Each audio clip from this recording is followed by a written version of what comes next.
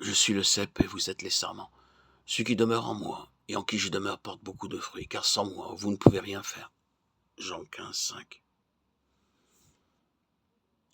Jésus-Christ répond à notre foi en nous envoyant le Saint-Esprit, non pas de temps à autre, ni comme un don spécial. Car rappelez-vous que la relation qui existe entre le cep et les sarments est une relation constante, journalière. Mais si cette relation a été interrompue, le sarment mourrait. La sève ne circule pas pendant un moment, pour s'arrêter ensuite et recommencer à circuler un moment après. La sève circule sans arrêt du cep au sarment. Et de la même manière, Jésus, mon Seigneur, désire que je prenne cette position bénie et que, jour après jour, heure après heure, pas à pas, dans tout ce que j'ai à faire, je me tienne devant lui, dans un sentiment de totale impuissance, sachant que je ne connais rien, que je ne suis rien, que je ne puis rien. Consentez à perdre votre vie, à n'être rien. Le serment nous montre comment porter du fruit en abondance. Vous savez que le Seigneur Jésus a répété souvent ce mot, fruit, dans cette parabole.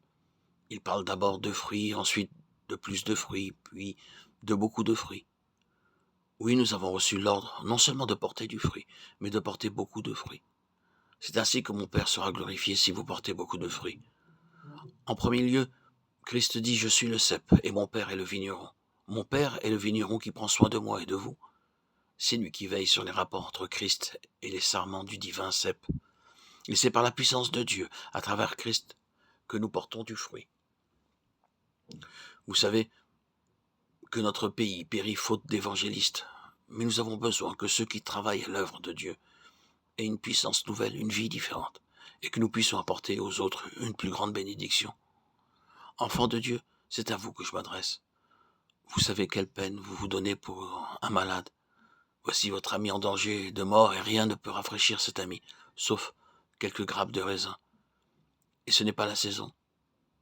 Quelle peine vous vous donnez pour vous procurer ces raisins qui doivent rafraîchir votre ami mourant.